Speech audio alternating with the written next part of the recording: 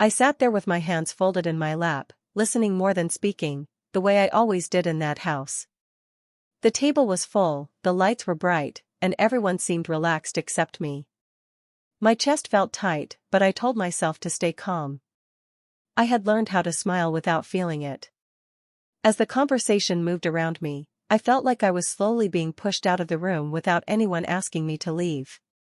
Words were said casually, almost playfully, but each one landed hard. People laughed. Glasses clinked. No one noticed how still I had become. I looked toward my husband, waiting for some sign. A glance. A word. Anything. He kept his eyes on his plate, nodding along as if nothing was wrong. That silence hurt more than anything else. It told me I was alone, even while sitting right beside him. I realized then that this was not a mistake or a misunderstanding. This moment had been allowed to happen. Maybe even encouraged. The way the room felt too comfortable, too prepared, made my stomach drop. I understood that this was not just about one night. It was about how they saw me, and how little my presence mattered to them. I felt my face grow warm, but I refused to cry. I focused on breathing, on staying steady.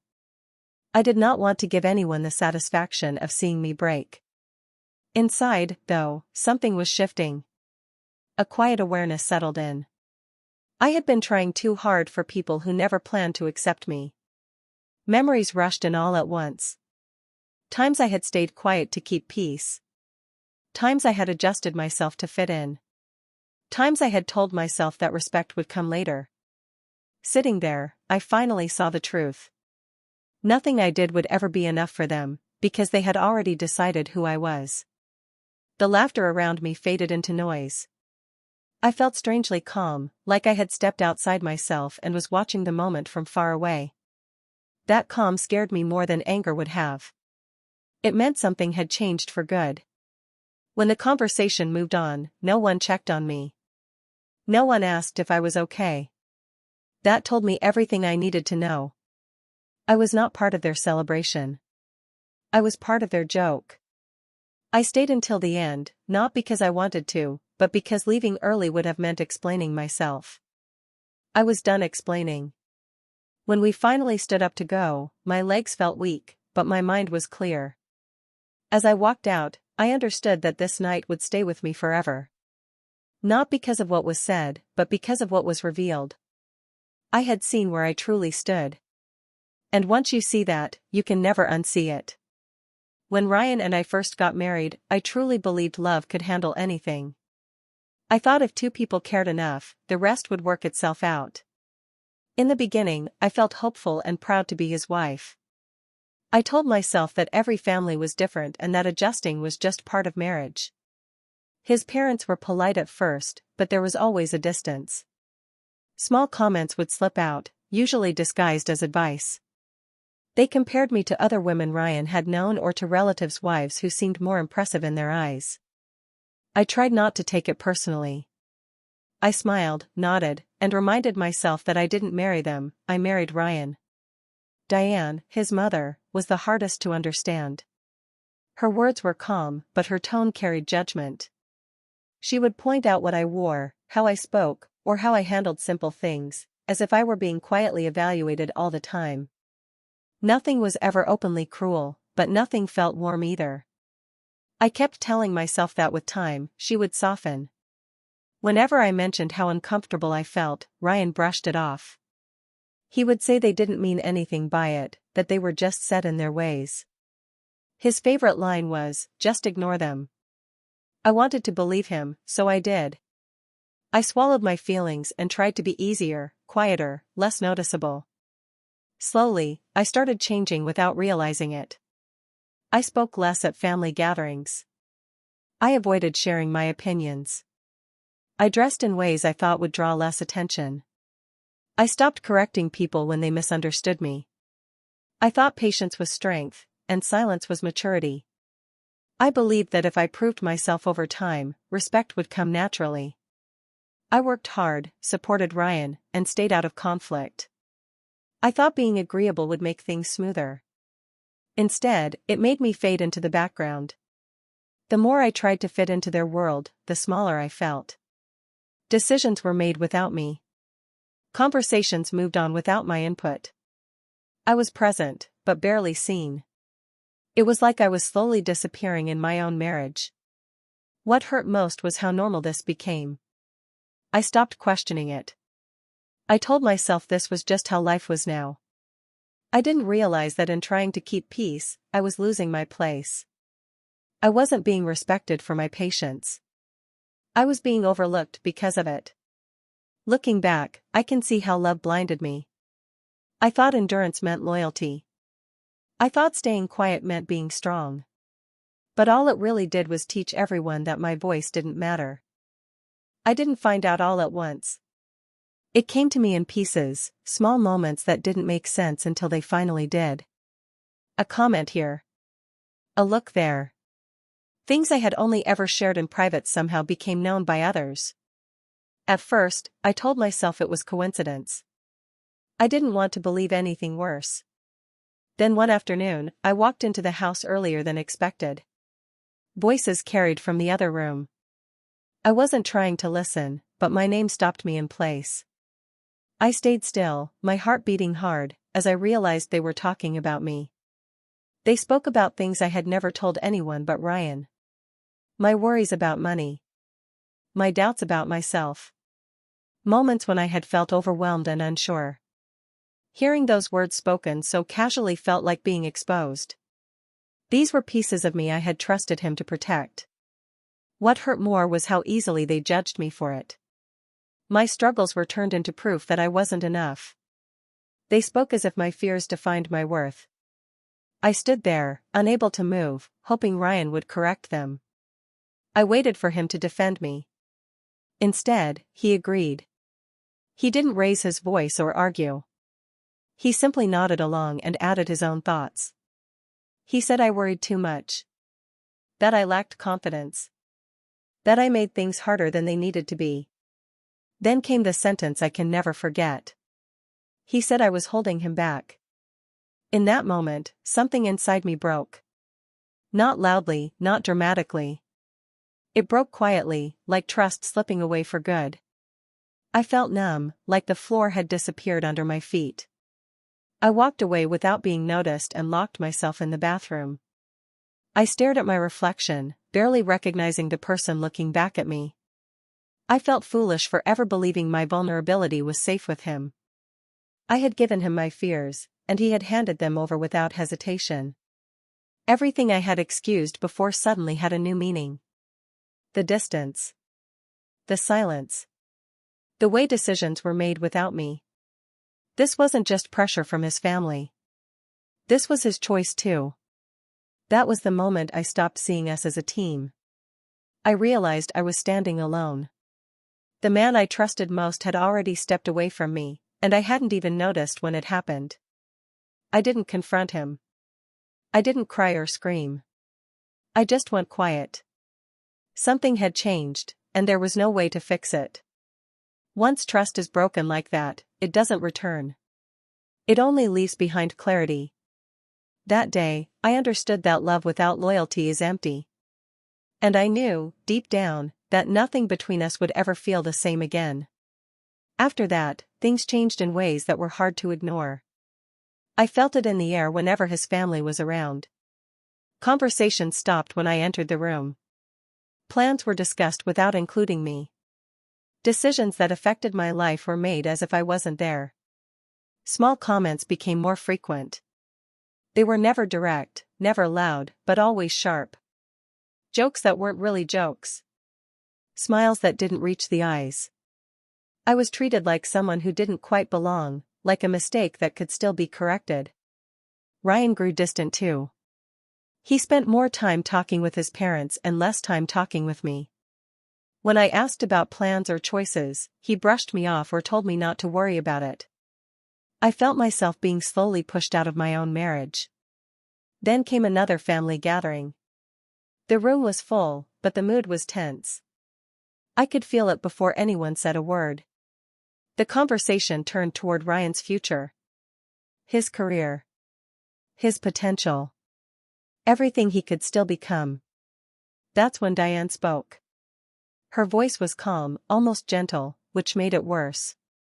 She said Ryan deserved better. Not in anger. Not in blame. Just as a statement, like it was an obvious truth everyone already agreed on. The room went quiet. My heart raced, but I didn't look away. For the first time in a long while, I spoke. I said I was his wife. I said I had stood by him. My voice shook, but the words were clear. I wasn't asking for praise. I was asking for basic respect. Before I could finish, Ryan cut me off. He told me not to make things uncomfortable. He said this wasn't the time or place. His tone wasn't angry.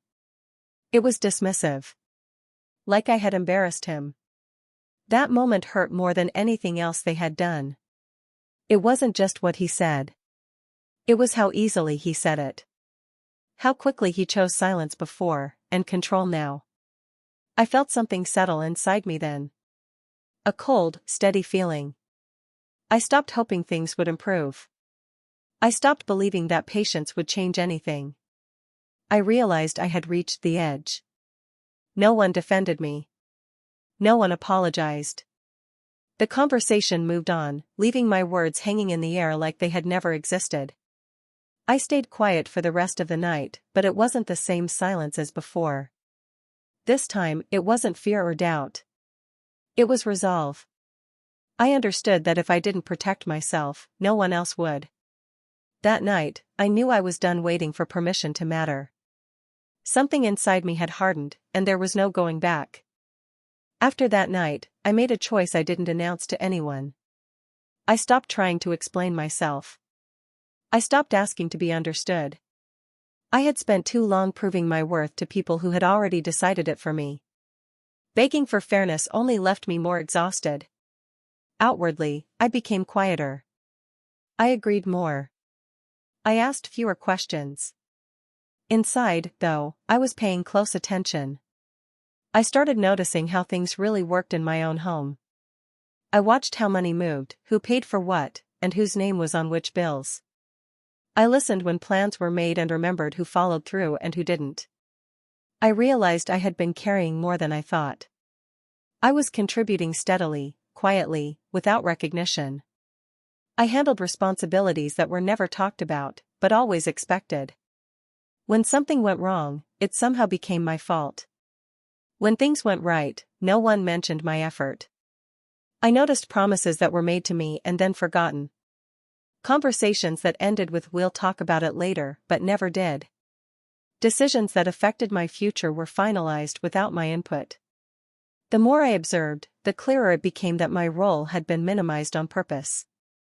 Instead of reacting, I wrote things down. Not out of anger, but out of awareness. I kept track of what I paid for, what I maintained, and what I gave up to keep things running smoothly. I wasn't planning revenge. I was gathering truth. There was a strange peace in this silence. For the first time, I wasn't trying to change anyone's mind. I wasn't trying to earn kindness.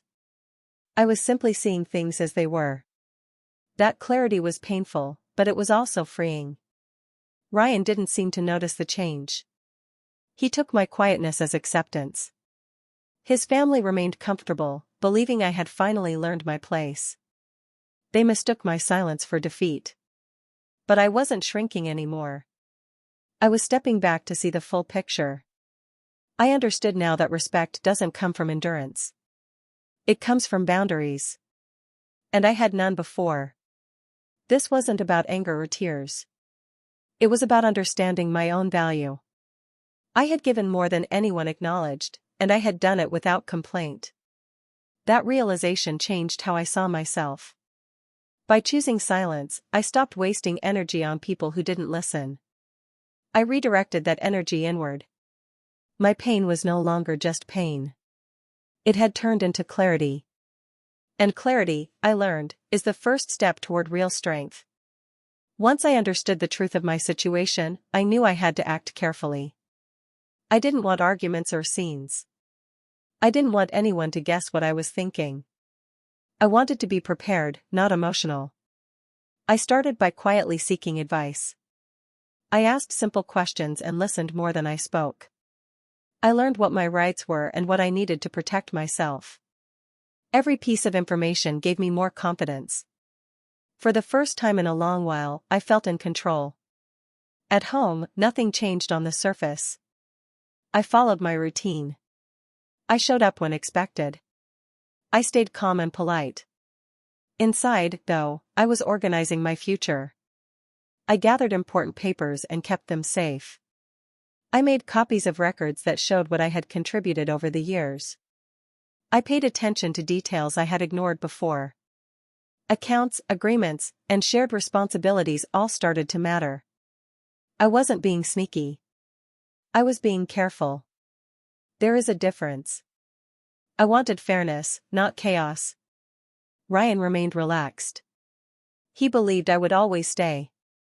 He spoke about plans that didn't include my opinion, certain I would adjust as I always had. His confidence in my silence made things easier for me. He didn't see change coming. His parents continued as usual.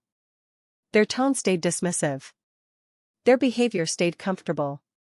They treated me like someone with no options, like I depended on them for my place in the world. I let them believe that. There was strength in moving quietly. I didn't need to explain myself or justify my actions. Every step I took was for my own protection. I reminded myself that preparation was not betrayal. It was survival. Some nights, fear crept in. Change is never easy, even when it's necessary. But each time doubt appeared, I thought about everything I had endured. I thought about how small I had been made to feel. That pushed me forward. I didn't rush. I didn't hesitate. I moved steadily, making sure nothing was left to chance. I was no longer reacting to how others treated me. I was responding to what I deserved. By the time I was done preparing, I knew one thing for sure. When the moment came, I would not be walking away empty-handed. I would be walking away informed, protected, and ready. The invitation came like any other, casual and expected. Another family dinner. Another evening I was supposed to attend without question. I already knew what it was about. Ryan had hinted that something important would be shared. I agreed to go without hesitation. I arrived calm and prepared. I dressed simply and kept my expression neutral. No one noticed anything different about me, and that was exactly how I wanted it. To them, I was still the quiet one who would sit, listen, and endure. The dinner started politely enough. Small talk filled the room. Plates were passed around. Then the conversation slowly shifted, just as I knew it would. Ryan spoke confidently about his future. His parents listened with pride, nodding and smiling. I sat there, unnoticed, like part of the furniture. The comments began soon after. Light remarks, wrapped in humor.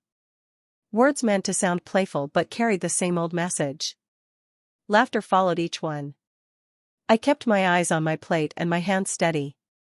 Diane leaned back in her chair, smiling as she spoke. She said it calmly, as if stating a fact that needed no discussion. She said I was never good enough for their family. The words hung in the air for a moment, heavy and final. I felt nothing on the surface. No shock. No embarrassment. I had heard it all before in different forms. This time, I didn't react. I didn't defend myself or ask for respect. I simply listened. Ryan glanced at me and smirked. He mistook my calm for surrender. In his mind, my silence meant I had finally accepted my place. He turned back to his parents, continuing the conversation as if nothing important had been said.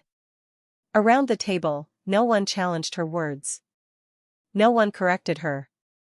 The moment passed quickly, replaced by talk of plans and expectations. I remained quiet, present, and steady. Inside, I felt certain. There was no anger left, no need to respond. Everything I needed to know had already been confirmed. They were comfortable saying it out loud now because they believed I had nowhere else to go. I stayed until the end of the dinner. I smiled when required and thanked them when it was time to leave. No one suspected anything. They thought the story had ended. As I walked out that night, I knew it hadn't. This dinner wasn't a defeat. It was a closing chapter.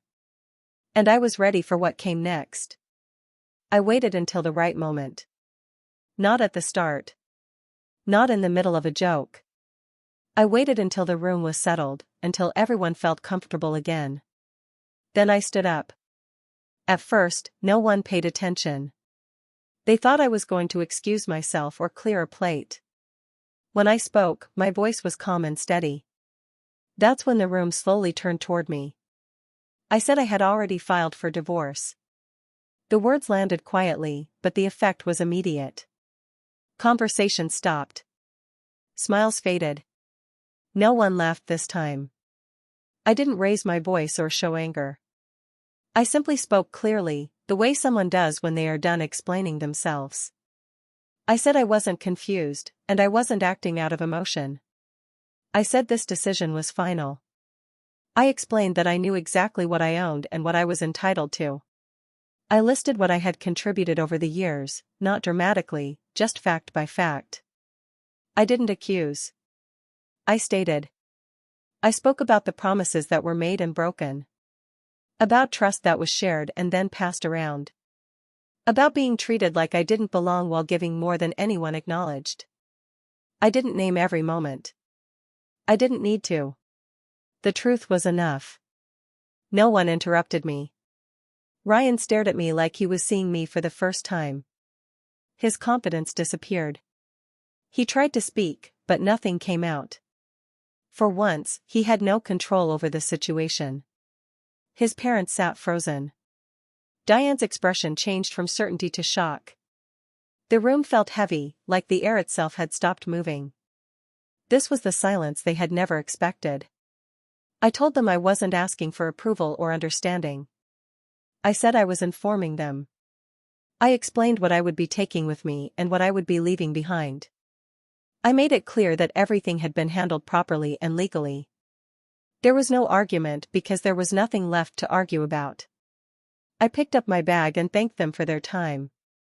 My hands didn't shake. My heart felt calm. I had already done my grieving in silence long before this moment. As I walked toward the door, I could feel Ryan's regret filling the space behind me. He finally understood that my quietness had never been weakness. It had been restraint. Planning. Strength. No one followed me. No one stopped me. When I stepped outside, I felt lighter than I had in years.